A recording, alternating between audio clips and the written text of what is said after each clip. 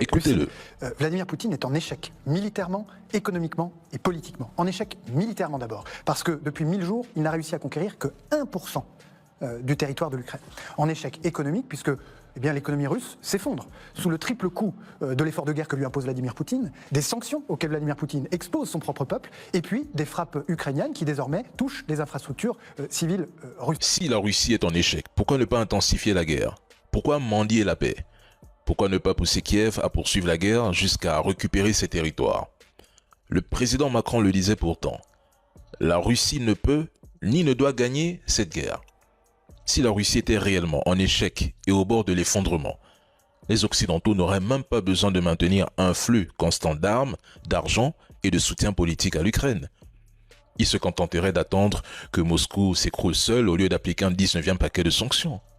En fait, leur discours de la Russie est faible est un narratif politique. C'est un outil pour rassurer leur opinion publique et maintenir l'idée que leur sacrifice, c'est-à-dire inflation, énergie chère, milliards envoyés à Kiev, valent la peine.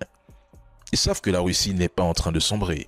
Malgré les sanctions massives, l'économie russe s'est adaptée. Le complexe militaro-industriel tourne à plein régime et Moscou a élargi ses partenariats stratégiques. Chine, Iran, Afrique, Moyen-Orient et j'en passe. Donc, le reste, c'est de la flûte.